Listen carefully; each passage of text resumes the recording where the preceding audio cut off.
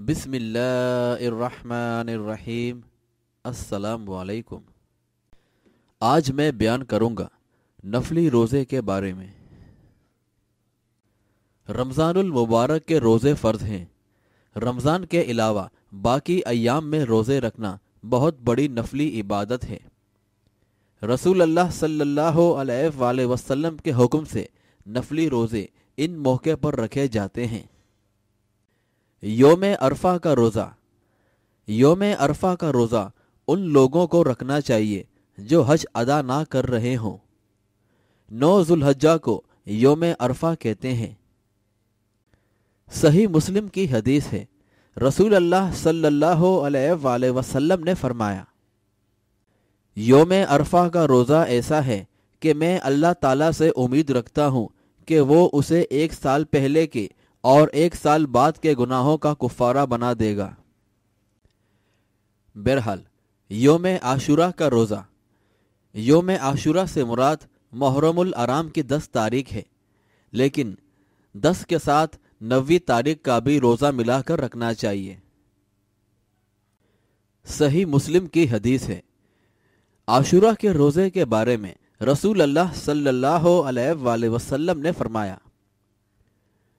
اور عاشورہ کے دن کا روزہ میں اللہ تعالیٰ سے امید رکھتا ہوں وہ اسے گزشتہ سال کے گناہوں کا کفارہ بنا دے گا۔ اور ماہ شوال کے 6 روزے۔ صحیح مسلم کی حدیث ہے، رسول اللہ صلی اللہ علیہ وآلہ وسلم نے فرمایا، جس نے رمضان کے روزے رکھے اور اس کے بعد شوال کے 6 روزے بھی رکھے تو گویا اس نے سارا سال روزے رکھے۔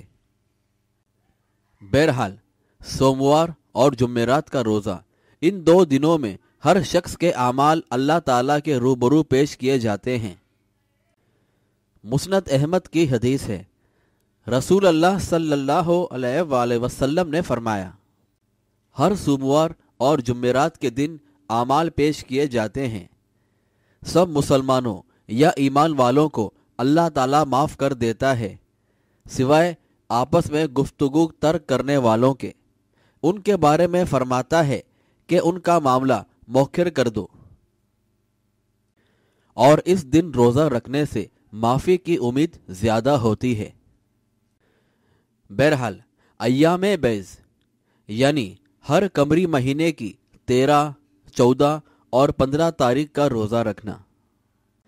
سنن ابن ماجہ کی حدیث ہے، حضرت منہال رضی اللہ تعالی عنہ بیان کرتے ہیں کہ رسول اللہ صلی اللہ علیہ وآلہ وسلم ہمیں ایام بیض یعنی 13، 14 اور 15 تاریخ کو روزہ رکھنے کا حکم دیتے تھے اور فرماتے تھے کہ یہ ہمیشہ کے روزوں کی طرح ہے، یا ان کی کیفیت وہی ہے جو ہمیشہ روزانہ رکھے جانے والے روزوں کی ہے۔ بہرحال ذوالحجہ کے پہلے 9 دنوں کے روزے۔ سنن ابی داؤد کی حدیث ہے، رسول اللہ صلی اللہ علیہ وآلہ وسلم نے فرمایا، اللہ تعالیٰ کو کسی دن میں کوئی نیک عمل اور قدر پسندیدہ نہیں ہے جتنا کہ ان دنوں میں رکھے جانے والے روزے پسندیدہ اور محبوب ہیں، یعنی ذوالحجہ کے پہلے عشرے میں۔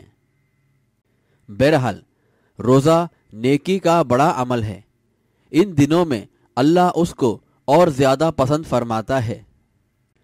اور ماہ محرم میں روزے۔ صحیح مسلم کی حدیث ہے، رسول اللہ صلی اللہ علیہ وآلہ وسلم نے فرمایا، رمضان کے روزوں کے بعد سب سے زیادہ فضیلت والے روزے اللہ کے مہینے محرم کے ہیں۔